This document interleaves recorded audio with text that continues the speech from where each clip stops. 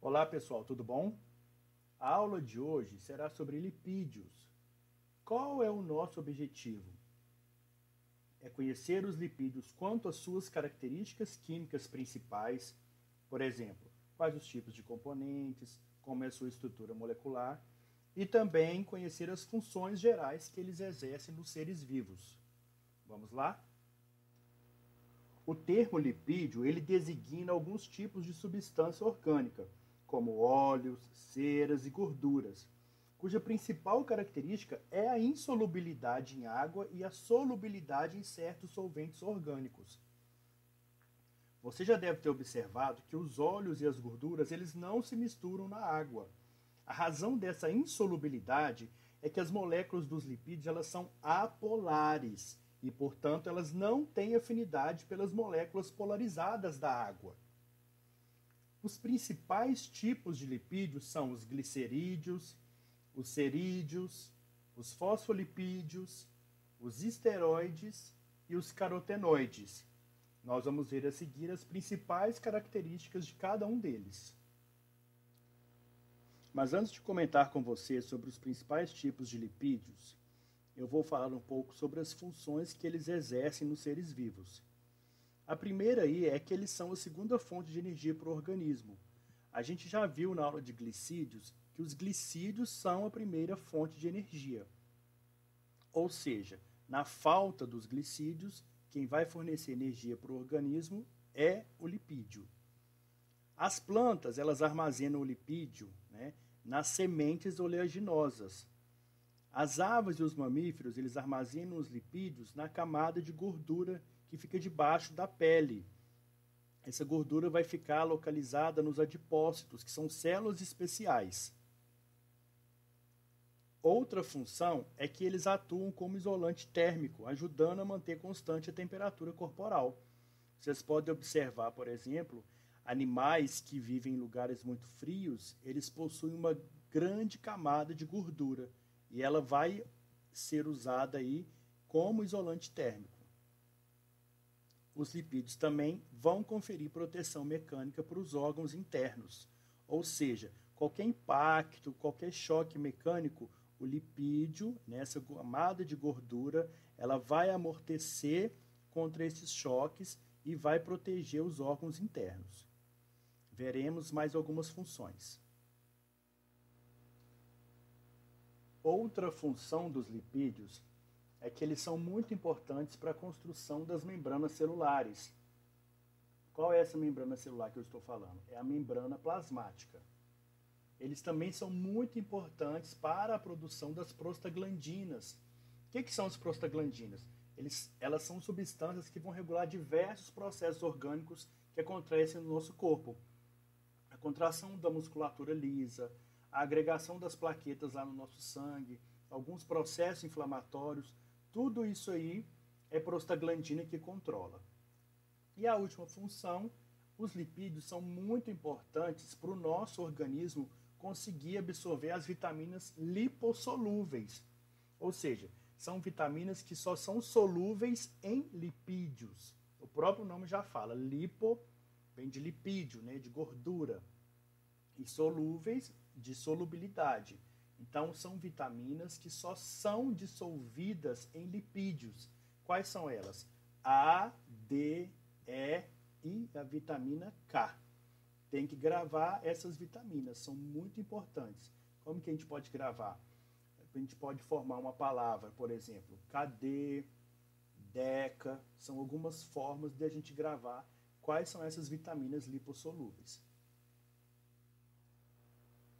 Mas antes de sabermos quais são os lipídios e como eles são formados, nós precisamos aprender o que são ácidos graxos. Eles são os ácidos que vão participar da formação dos lipídios. Os ácidos graxos, eles são moléculas constituídas por longas cadeias abertas de átomos de carbono que estão ligados a hidrogênios. E eles também vão ter, numa de suas extremidades, o grupamento ácido carboxila. Vejam essa imagem. Vários átomos de carbono ligados a hidrogênios e numa extremidade o grupamento carboxila. Então, isso aí é um ácido graxo. Mais especificamente, um ácido graxo saturado, porque vocês podem observar que os átomos de carbono eles estão unidos só por ligações simples. Essa outra imagem também é um ácido graxo, tem os carbonos ligados aos hidrogênios, o ácido carboxílio numa extremidade, porém vocês observam que ele tem uma ligação dupla, então ele é chamado de ácido graxo insaturado. Todo ácido graxo saturado, ele só tem ligações simples entre os carbonos. Então eles vão ser sólidos na temperatura ambiente. Exemplo, banha de porco, gordura de coco. Por que que ele é sólido na temperatura ambiente? Porque a falta das ligações duplas nessas gorduras eleva o ponto de liquefação dela. Já o ácido graxo insaturado, que tem uma ligação dupla, eles são líquidos à temperatura ambiente. São os óleos. Exemplo, óleo de soja, óleo de amendoim, óleo de milho, óleo de fígado de bacalhau. Por quê? Porque a ligação dupla entre os carbonos vai permitir que ele seja líquido à temperatura ambiente, porque vai diminuir o ponto de fusão dele. Os ácidos graxos podem ser naturais, que são aqueles produzidos no próprio organismo, e essenciais, que são aqueles obtidos pela dieta. Entre os essenciais, há um grupo de ácidos graxos conhecidos por ômegas, ômega 3 e ômega 6. Esses dois, eles ajudam a diminuir os níveis do mau colesterol e aumentar o nível do bom colesterol. Os óleos vegetais, como linhaça, canola, girassol, e os peixes de água fria, como anchova, atum, sardinha e salmão, são exemplos de alimentos ricos nesses ácidos graxos essenciais. O primeiro grupo dos lipídios que estudaremos é o grupo dos glicerídeos. Eles são constituídos de uma molécula do álcool glicerol ligado a uma, duas ou três moléculas de ácidos graxos. Por exemplo, nós temos a imagem do álcool glicerol. Observem que ele tem 3 carbonos, 8 hidrogênios e 3 oxigênios. E todos os carbonos estão ligados a hidroxilas, OH. Nesta imagem, nós teremos 3 ácidos graxos. Lembrando que o ácido graxo é o quê? Uma longa cadeia carbônica com um grupo carboxila na extremidade. Aqui nós temos 1, 2, 3 ácidos graxos. Quando esses 3 ácidos graxos se ligam ao álcool glicerol, eu tenho a formação de um triglicerídeo. Observem que o glicerol vai perder o hidrogênio e o ácido graxo vai perder a hidroxila. Quando o hidrogênio se une à hidroxila, ocorre a formação da molécula de água. Como são 3 ácidos graxos fazendo a ligação, nós vamos ter a formação de 3 moléculas de água. Toda vez que tem a ligação de 3 ácidos graxos com um glicerol, nós temos a formação de um triglicerídeo.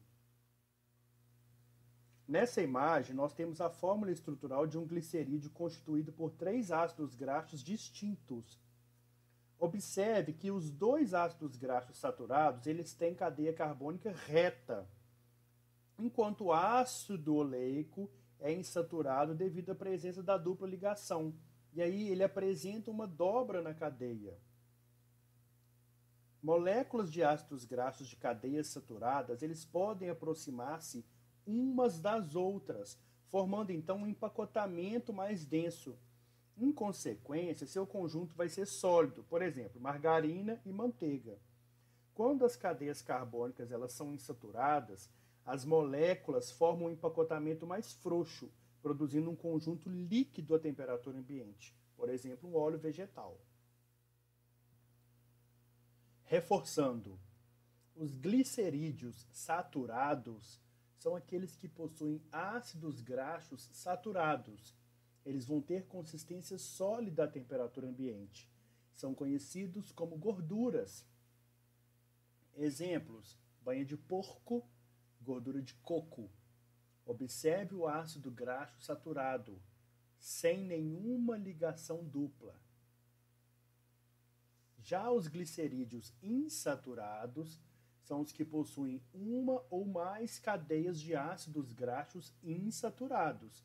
Tem geralmente consistência líquida na temperatura ambiente. São conhecidos como óleos. Óleo de soja, óleo de amendoim, óleo de milho, óleo de fígado de bacalhau são exemplos de glicerídeos insaturados. Observe a ligação dupla no ácido graxo. Existe também uma divisão entre os glicerídeos. Os glicerídeos animais, eles são geralmente saturados e sólidos à temperatura ambiente, como os que compõem a manteiga e a gordura das carnes. Já os glicerídeos vegetais são geralmente insaturados e quase sempre líquidos, como os que compõem os óleos de oliva, de milho e de girassol.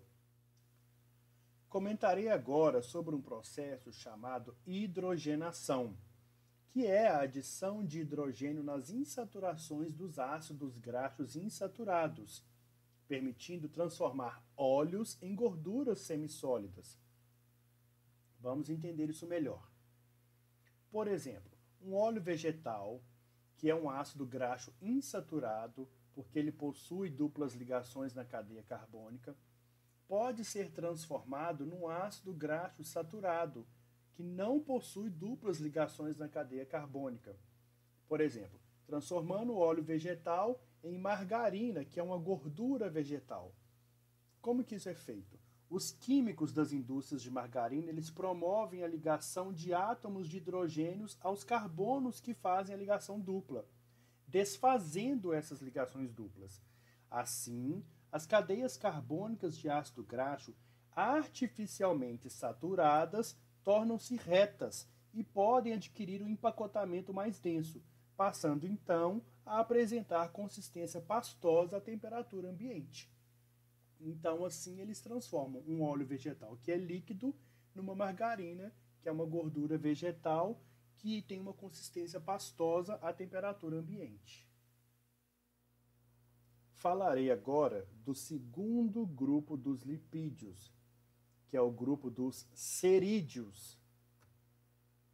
Eles resultam da associação de ácidos graxos com álcool de cadeia aberta, diferente do glicerol. Então, nós já vimos que o glicerol é essa estrutura aí que tem 3 carbonos, 8 hidrogênios e 3 oxigênios. O cerídeo, ele não vai ter esse álcool. É um álcool diferente do glicerol. O álcool que participa da formação dos cerídeos, ele sempre possui uma cadeia carbônica maior do que a do glicerol. Ou seja, são álcoois de cadeias longas.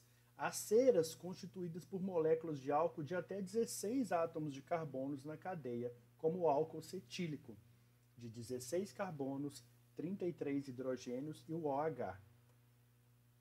Por serem altamente insolúveis em água, as ceras são muito úteis para plantas e animais, como veremos a seguir.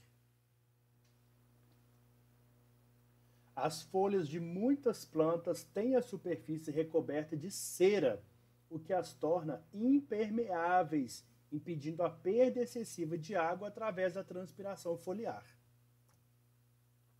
As ceras também estão presentes no revestimento corporal de diversos insetos. Algumas espécies, como abelhas, utilizam a cera na construção das colmeias. E o cerúmen, que é produzido pelos nossos ouvidos, tem a função protetora contra a entrada de corpos estranhos. Então, estão aí, várias funções dos cerídeos, tanto para os animais quanto para o ser humano e para as plantas. O terceiro grupo dos lipídios que estudaremos é o grupo dos fosfolipídios, que resultam da associação de ácidos graxos, álcool e radicais fosfatos. Podemos observar aí a estrutura de um fosfolipídio. O radical fosfato, um álcool, que neste caso é o glicerol, e dois ácidos graxos, um insaturado e o outro saturado.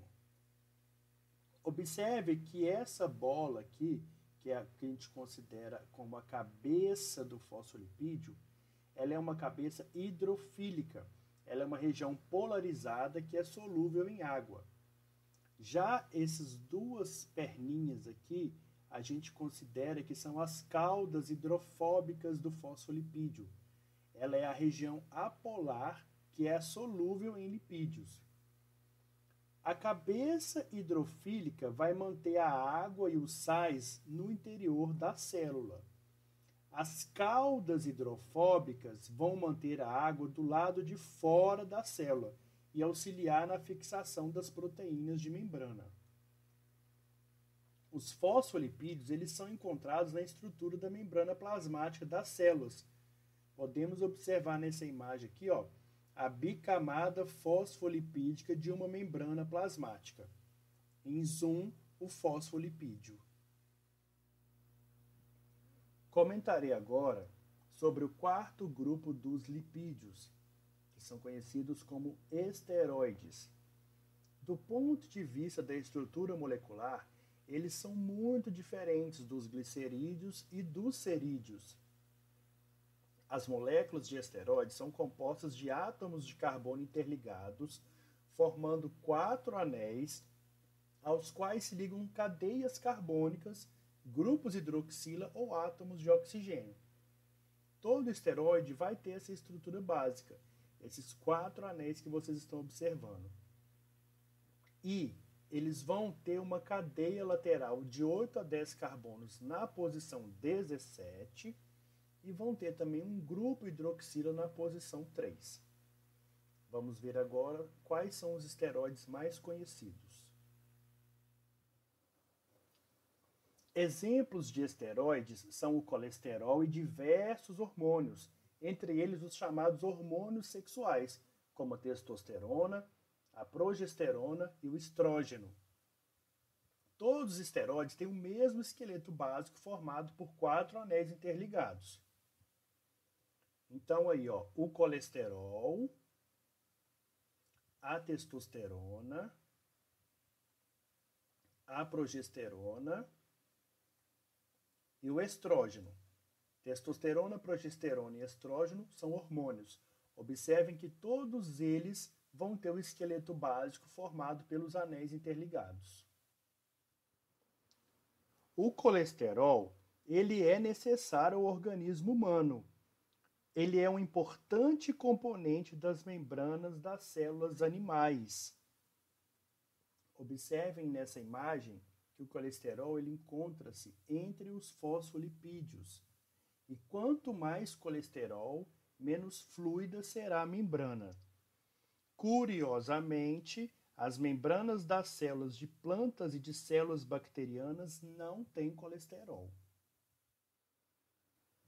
O colesterol ele vai ser usado como matéria-prima para a produção de vários derivados, como a testosterona, que é um hormônio sexual masculino, o estrógeno e a progesterona, que são hormônios sexuais femininos, e os corticoides, que são hormônios produzidos pelo córtex das glândulas suprarrenais. O colesterol ele pode estar associado ao infarto e outras doenças do sistema cardiovascular. É consenso entre os médicos que a ingestão exagerada de colesterol na forma de gorduras animais pode trazer diversos distúrbios à saúde. Ele é útil ao organismo, sendo inclusive produzido pelo nosso fígado, que é o colesterol endógeno, e ele é utilizado na produção dos sais biliares. Talvez você já tenha ouvido falar em colesterol bom e colesterol ruim. Essas expressões não se referem à molécula de colesterol em si, que é sempre a mesma, mas às proteínas sanguíneas encarregadas do transporte de diversos lipídios, inclusive do colesterol. Essas proteínas associam-se a lipídios formando lipoproteínas, conhecidas pelas siglas HDL, que significa lipoproteína de alta densidade, e LDL, que significa lipoproteína de baixa densidade. Observem a imagem para vocês entenderem a diferença entre as duas. O HDL, que é uma lipoproteína de alta densidade, tem 20% de colesterol na composição. Já o LDL, que é a lipoproteína de baixa densidade, tem 45% de colesterol na sua constituição.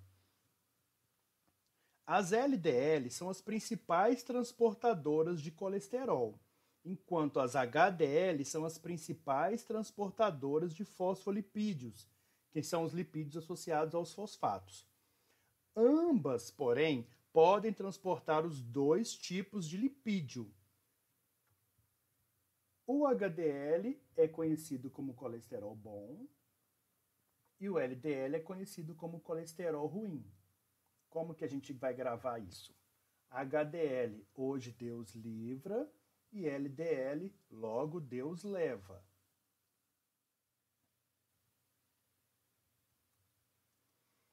O colesterol que é produzido no fígado ou absorvido no intestino, ele vai ser transportado pelo sangue na forma de LDL até os diversos tecidos do corpo. Lá, ele vai ser utilizado para a produção das membranas celulares. Só que uma elevada concentração de colesterol no sangue vai interferir nesse processo. Como que isso acontece? Observe essa imagem. Em excesso no sangue, o LDL vai se oxidar e vai passar a se depositar na parede dos vasos sanguíneos, ocasionando aterosclerose. Por isso que o colesterol associado a LDL ele é chamado de colesterol ruim. O HDL, além de ter um menor percentual de colesterol na sua constituição, ele vai captar o excesso do colesterol no sangue e vai transportar até o fígado.